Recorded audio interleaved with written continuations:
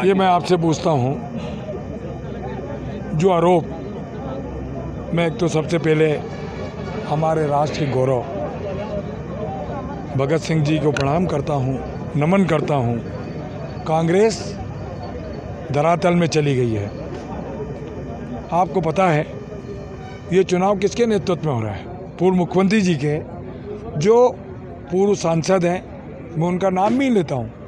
2018 की जो आपने वीडियो देखी है, पूरा सार मध्य प्रदेश का उसके अंदर है। वो हमें क्या सिखाएंगे?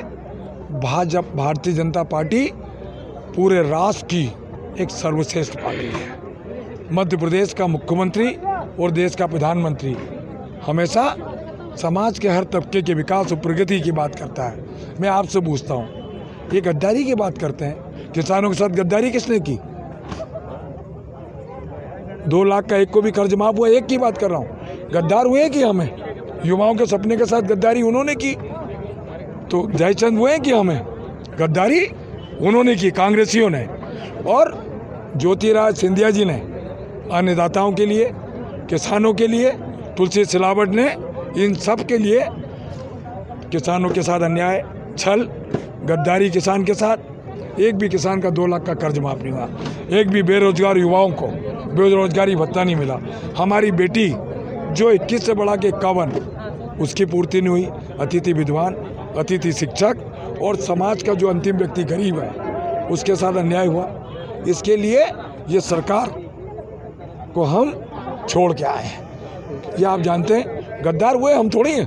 हमने तो समर्पण, त्याग और तब कुर्बानी दी है मध्य प्रदेश के विकास और प्रगति के लिए, किसानों के लिए, अन्नदाताओं के लिए, युवाओं के लिए, बेटी के लिए। ये हमारा त्याग और बलिदान मध्य प्रदेश के हित में है। मैंने बयान सुना है उनका। मैं उनसे 3 सवाल पूछना चाहता हूँ। पहला सवाल ये कि जो उन्होंने बोला है कि किसानों की कर्ज माफ़ी नहीं हुई थी। अनेक कांग्रेस के मंचों से पूर्व मुख्यमंत्री कमलनाथ जी की उपस्थिति में स्वयं मंत्री सिलावट ने 50 बार जो कर्ज माफ़ी हुई थे उसका गुणगान करा है, महिमा मंडन करा है। या तो वो उस समय झूठ बोल रहे थे या अब झूठ बोल रहे हैं। ये वो पहले तय कर लें कि कांग्रेस के मंच से जब वो भाषण देते थे तो कर्ज माफ़ी की तारीफ़ करते थे, तो वो क्या झूठ बोलते थे? और अगर वो झूठ नहीं बोलते थे तो आज झूठ क्यों बोल रहे हैं? ये जनता को उनको जवाब देना चाहिए।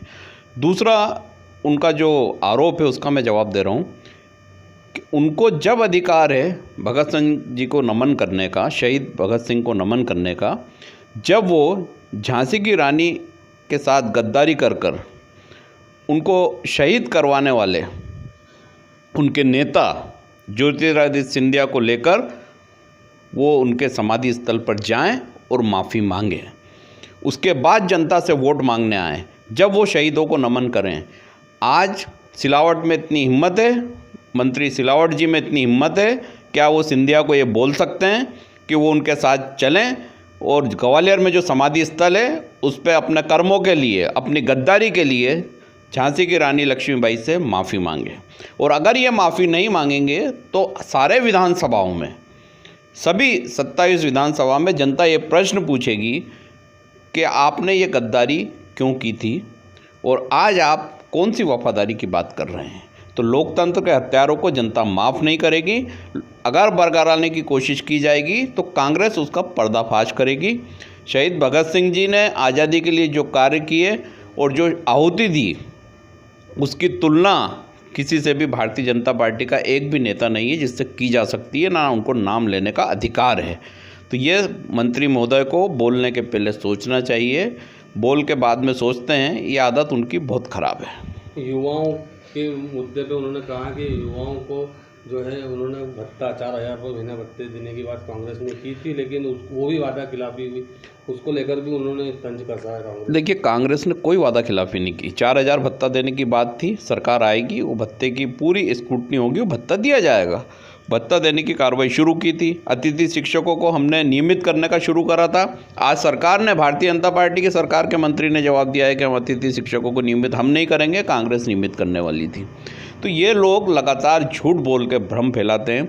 कोरोना के जिम्मेदार मंत्री सिलावट हैं, जो उस समय भाग खड़े हुए, वो फार्म हाउस में छुपे हुए थे और वहाँ आनंदमय जीवन जी रहे थे, यहाँ लोग मर रहे थे। ये जनता बहुत अच्छे से जानती है। काला बाजारी जनता ने झेली है। कलश यात्रा में लाखों रुपए फूकने वाले, उसी सांवेर में 2 दंपतियों ने इसलिए आत्महत्या कर ली कि उनको पैसे नहीं थे दूध खरीद के चाय बना सकें।